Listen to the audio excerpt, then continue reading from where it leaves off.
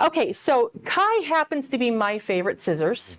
I love them. I don't use any of my other scissors. I have other scissors, but I don't use them. So I absolutely love them. So can you tell us why, from your perspective as Kai, why people would love them? Yeah, people will love them because Kai is known for having a high quality metal, a scissor that's going to last a long time. But not only that, having a scissor that has nice pivot points on there. You'll find other scissors have maybe a nice metal, but they're really crunchy to use.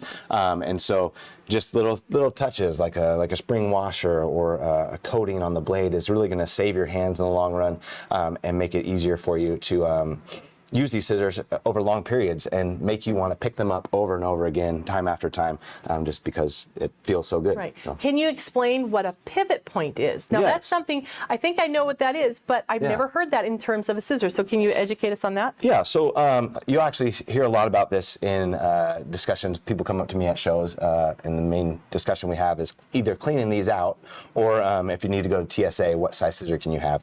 So I talk about the pivot all the time for that. It's that central fulcrum point where the scissors rotate around. Some of them have this rivet. It looks like a screw, but it's actually a rivet.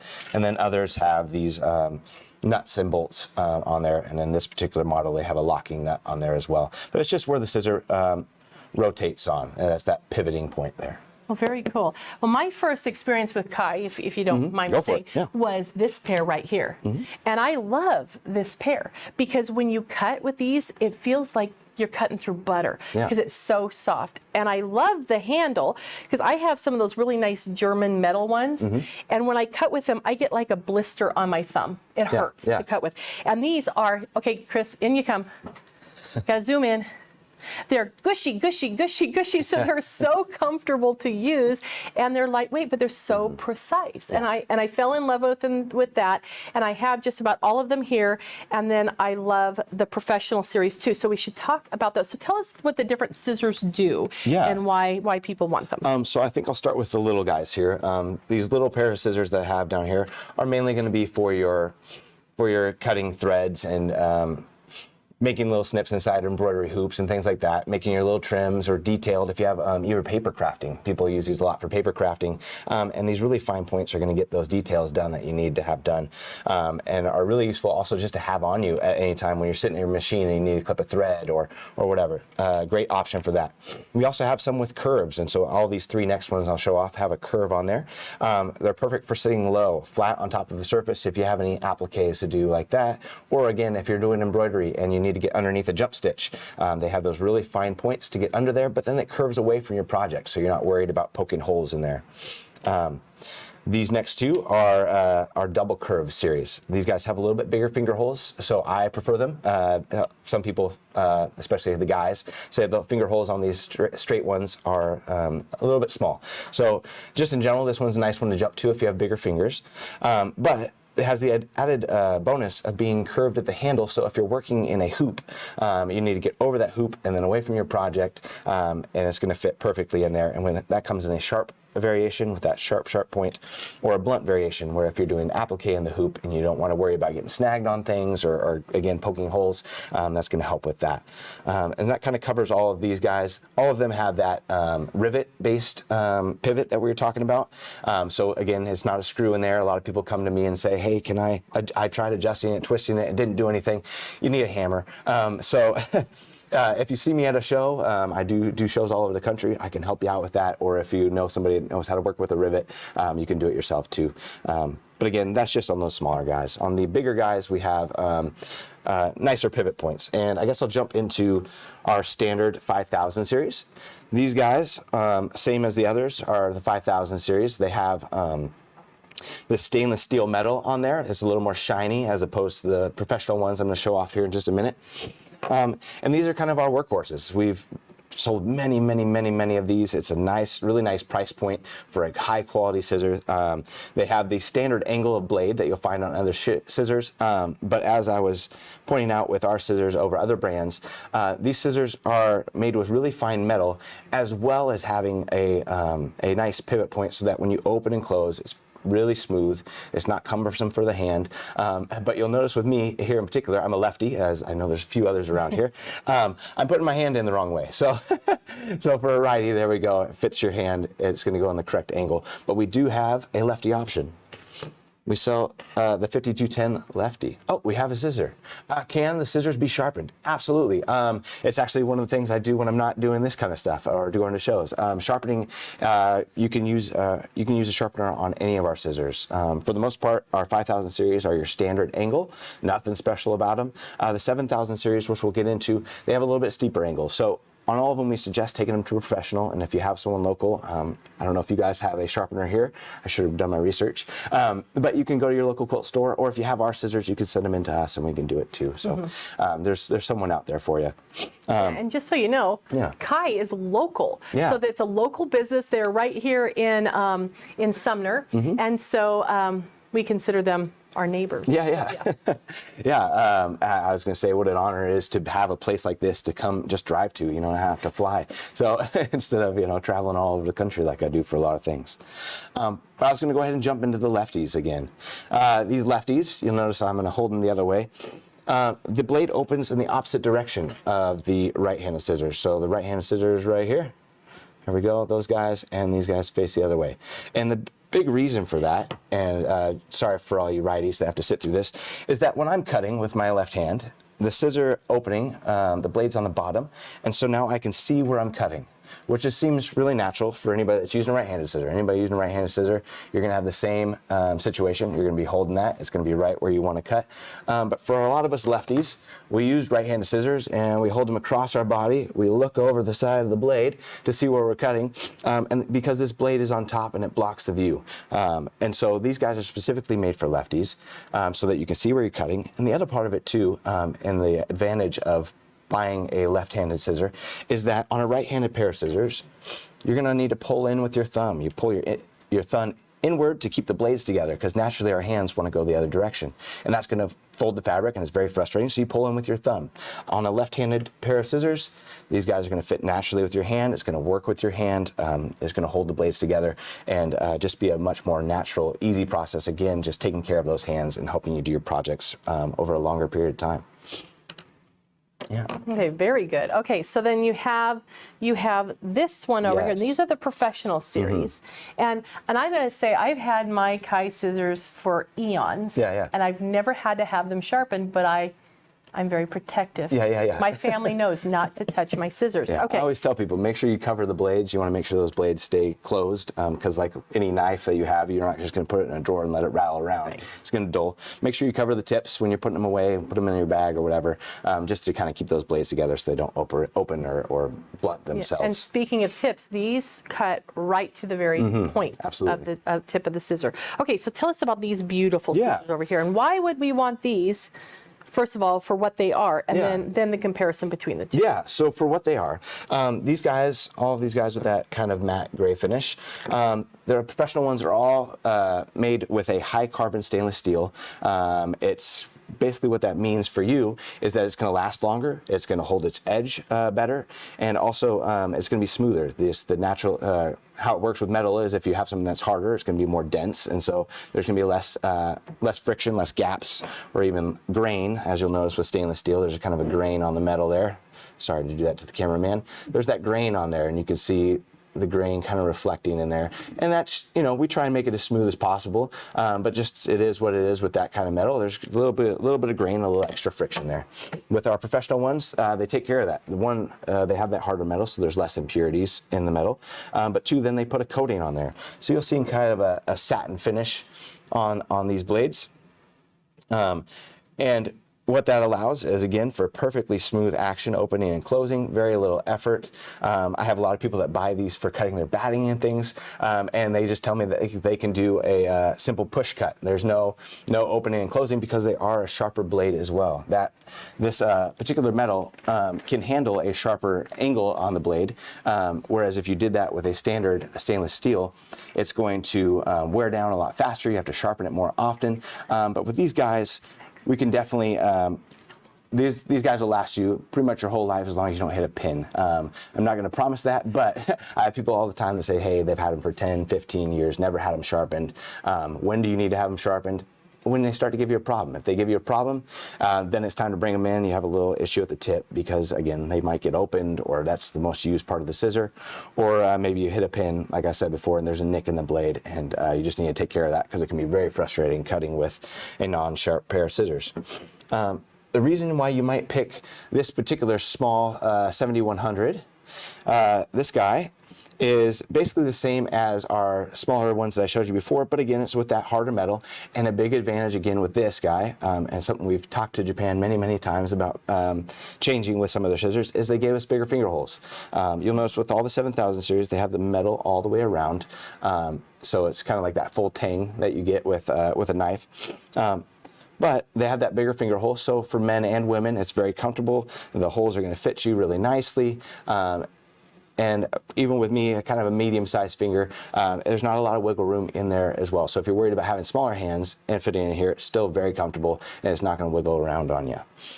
That's a great point. I know that I prefer a larger finger hole too, because I pick them up and put them down, and you can do that faster with the larger. And I should mention too, people that have arthritis, the joints start to get inflamed and things like that. Bigger finger holes are just huge in general, and it's something that's a reason why we've been pushing Japan so hard to kind of create that offer something that's a little more comfortable. And so we got it with these scissors that we asked them for, and we got them with the 7000 series. So we are trying to create options and things like that to fit more people. Right. Okay. And then you have this little guy right here. Yes. Tell us what he is. So this guy I know is a fan favorite around here. You guys have your sewing events and have sold many of these.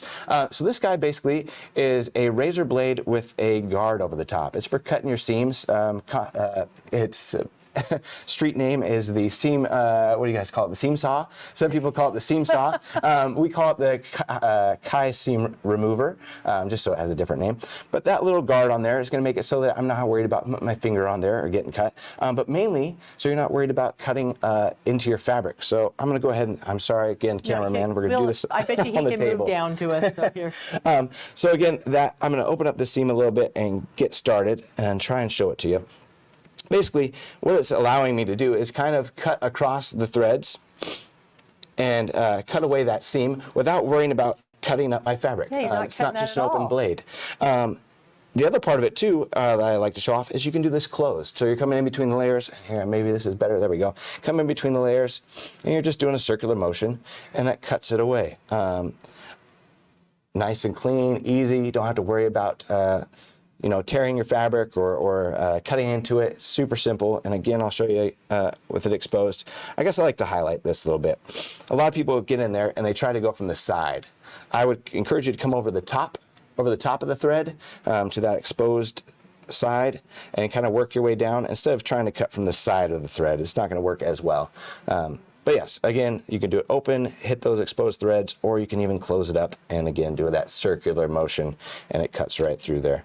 And these guys do come in a couple of their colors and things like that, but super simple device. A lot of people say, hey, is that for cutting my eyebrows? It's a very similar design, but with the Kai blades in there, they're super sharp and going to make seam ripping very easy for you.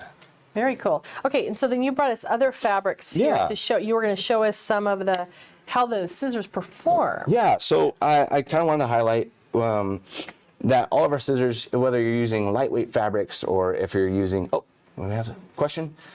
Does that work on a serger seams? It'll have a little bit more trouble on a serger seam, and there is a KSSR. I do have it on the price list here, and that is just a open blade. It's basically the same kind of shape handle here, but it has like a little sickle blade on there for what we call the serger seam remover. We'll have one here in a minute to show you. We're just going to grab it. So we'll come back and revisit that. All right, so getting to these different fabrics, this was kind of as a reminder for me to tell you that there is an importance to getting scissors for certain projects. If you're going to be using scissors for cutting paper, then you have a scissor for that versus a scissor for fabric. But it also highlights if you're using something for cutting polar fleece. Polar fleece is a plastic. It's a synthetic thing, and it's going to wear down your scissors faster. So people will just willy-nilly use their fabric scissors for cutting that and use that for cutting cotton and those natural fibers. And when they go back to that natural fiber, they're like, I thought these scissors were going to last forever. But a big part of that is using a separate pair of scissors for those synthetic fabrics as well. Just like to highlight that because I get a lot of questions about sharpening and paper, but also just keep in mind that having something for a more abrasive material like a polar fleece is also important to have. But I did want to pull these out just to kind of show that they do cut for lefties and righties. These guys have no problem, cut right through. You'll notice there's very little movement on the fabric when I'm cutting there too. What I'm cutting right here is a wool, super smooth, super sharp, very clean cut. Oh, sorry, cameraman, I'm giving you a hard time. There we go. Super clean cut, nice and straight. And again, on a thin cotton, a nice fine cotton, same thing going on there. And we could push it up to doing some vinyl. We have some vinyl here. Are you gonna come down there, Chris? And on vinyl, again, not a problem using any of our scissors here. Even I'll push the vinyl to the little guy. You need to make some detailed cuts with the little guy. Now that's a good point because a lot of times, you know, I think of little scissors as being more dainty and you should only use them for thread, but that's not the case. Yeah, so not for everybody. Would you recommend for leather or vinyl? Vinyl or leather, what do I recommend? I would recommend typically, just in a general conversation, I would pull out these guys, depending on what size you're doing. These guys are our 7150. They have a little bit thicker blade to them, so they're not going to want to separate. So if you were doing multiple layers of that kind of material, the vinyl or the leather, they're going to hold the blade together really nicely. If you need to do lots, big cuts, then that's where the 7230 here that we have, that guy is going to make your job very, very easy. They have the longest blade that we offer in this particular size handle, and it's just a very comfortable and easy scissor to use. Again, with that harder metal, you're not going to have the bowing or the bending that you would have on a thinner blade. But if you need to use a small scissor like this, because you're doing little details, that 5100, it's not a problem. It'll get the job done. It's not the recommended one just because it's not as thick of a blade. It is pretty thin and dainty. It's really made for those detailed things. But if you need it to do detailed things on small vinyl projects or leather projects, it'll get the job done. Okay, and my scissors always leave a jagged edge. Is that because they are dull? It can be. It can be that they're dull. A lot of times what's happening there is I don't normally see so much of the jagged edge as much as I do see like a frayed or a pulling of the fabric, and that definitely means that they're dull. If they're leaving a jagged edge, it could use a tune-up. I would suggest sending them in for a sharpening. Or buy a pair K. Or buy a Kai. Yeah, buy a Kai. They're fantastic. Okay, so you have, before we go back to the serger question, you have some fabric here that has fusible on the back of it. So what kind of fabric would you use for working with, what kind of scissor would you use when you're doing applique? Yeah, so for that kind of activity, I would use our 5135 or again, that 7170, just depending on what you're into, what you're looking for. But either of these guys will get the job done. The stainless steel on both of our scissors are going to make it so that that sticky backing on there is really easy to wash off. It's going to give you, again, that clean cut. And I apologize, my lefty, you'll notice I'm looking over my cut. But it's going to give you a nice clean cut all the way to the point.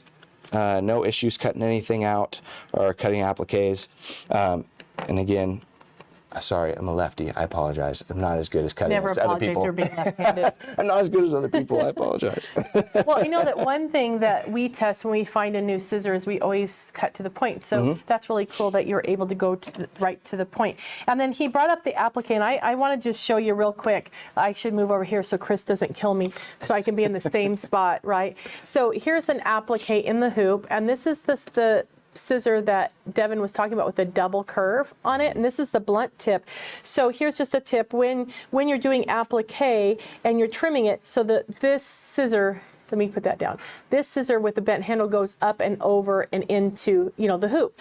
But when you're cutting your applique, if you hold up the applique fabric, then you can actually get nice and close to the edge of your applique. So that's just really a great thing to do with that curved scissor. Okay, so real quick, show us what this serger one does, and we'll get the question, so leave it up there. But we're going to do that, and then let's talk about prices. So if you use them for leather and or vinyl, would you recommend having a separate pair for this, or would it be okay to use the same one? So it's okay to use the same fabric scissor for each of those activities. Just be aware that it's going to wear down your scissors faster than if you just use it for the one. It's the same thing if you decide that you want to use your fabric scissors on paper. Just be aware that it's going to wear it down more quickly. And again, it'll cut the paper and it'll cut vinyl and leather for longer, just because they don't need as sharp a blade to actually make the cut. It's not going to be as comfortable as they dull down. But when you go back to those finer fabrics, you need that sharp edge to make the cut, and you're going to be unsatisfied in the long run if you kind of don't separate scissors for different projects. And my older ones, I now have them labeled, my first Kais, and those are my crafting Kais, or my, all-purpose, all-around ones. My ones like this, I have a couple pair. I have one by my paper crafting and one with my sewing. So, but these beautiful ones, I use these just for my fabric. Okay, so tell us about the KSSR, the seam ripper that is good for serger stitches. Oh, another question. And what would you use? Oh, serrated scissors are the bomb. Yeah, so serrated scissors. Those guys are really good for cutting your satin, silk, wool, or minkies become really big, and any of those fabrics that want to slide or push away from you. Some misconceptions with serrated is that it's going to keep things from fraying. It's not a pinking shear, so it's not doing the zigzag and making it so it doesn't pink. It's going to be a straight cut. It adds friction to the cut. So those little grooves in the blade just add a little bit of teeth, a little bite to the cut, so it's going to keep that fabric from wanting to push away from you and give you better control. And again, like I said, with those silk, that's kind of what we pull out to show it off. When you cut a curve, you'll just notice that the scissor goes exactly where we want it to. It doesn't feel like the fabric's getting away from you and you're losing control. And they're great for knits, cutting knits. They used to, back when I was a kid, before you were born, my mom had a pair of serrated scissors that were for knit. They were called knit scissors, so they work well with that, and they're great for fussy cutting. Because they really hold the fabric for you. Okay, so the seam ripper. The seam ripper. So this is the serger seam ripper. This guy is, like I said before, it's got a similar little handle here to the other guy, but that's just a very sharp sickle blade there. Really good for getting in those loops of the sergers, stitched seams there, but also I've had a lot of people a lot of feedback on using it for embroidery. For tearing out your embroidery, you made a mistake. It's again just a very, very sharp, thin blade that's going to be able to hook underneath those stitches and cut it away, no issue.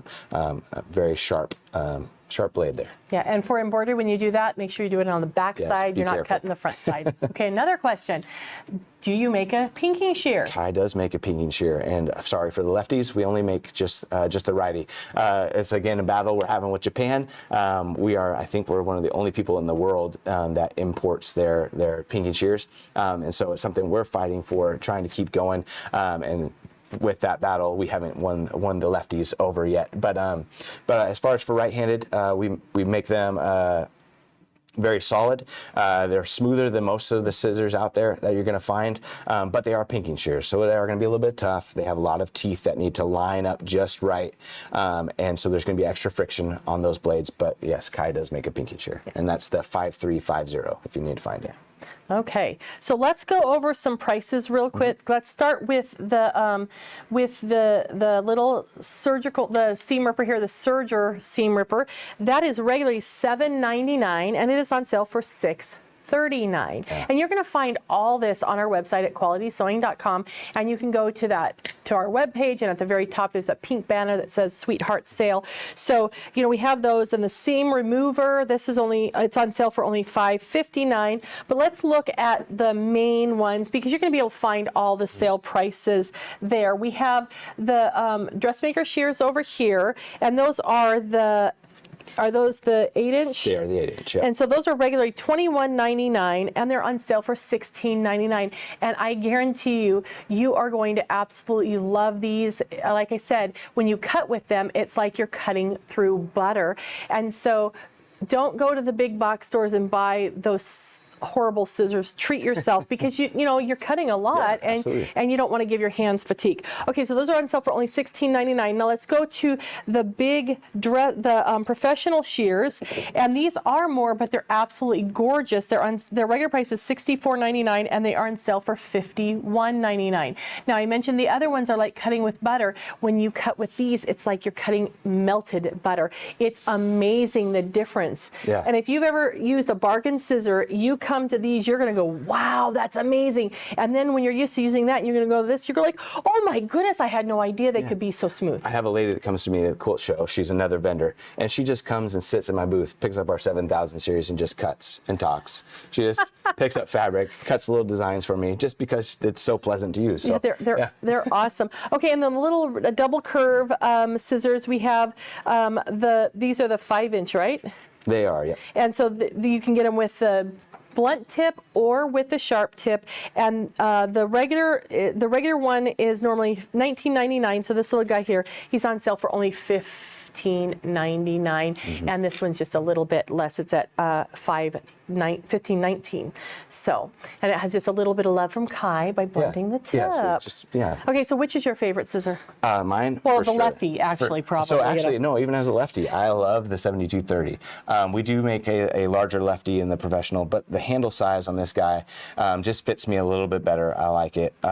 It's got that 9-inch, and again, on our 7000 series, the professional series, the handles aren't very biased, so you'll notice that there's not a lot of angle there on that particular hole. So for a lefty, I'm not sticking my thumb straight sideways to fit in there. I can come in there at an angle and it feels more natural. So it is nice. Kind of works for both lefties and righties. Okay, are you coming out with rotary blades? Well, it's already been done. It's been done. It's been done. They have them. And that's a harder steel, right? Yes. So it lasts longer. Yeah, so we have a tungsten steel instead of stainless steel. So it's going to give you about 25% extra life on that blade over buying an individual or over buying others. And it still comes in at a pretty nice price point without bumping up too much. And they have, they fit multiple types of cutters because of the shape of the hole. Yeah. So Olfa, Fiskars, it'll fit on those guys. The only one, I'm not thinking of it right now. They have the tables that rise. Oh yeah, but it's okay. We're going to be talking about Quilter Select in a while, and they'll fit on that too. Yes. Yeah, absolutely. Yeah. So absolutely lovely. Okay, so any last thoughts? I think this is wonderful. I hope you guys have learned something. You can put in the comments your favorite one that you love, and we have another one. Oh, does quality carry them? Of course we do, because we absolutely love them, and we love the rotary cutters, we love the blades, we love the scissors, the seam rippers. We have them all, and if there's one that you cannot find, just let us know, because they're right down the street and we will get them for you. So we will have it all. And I think Carmen. Oh, okay. Goodbye, Devin. All right, bye. Thanks for coming, Devin.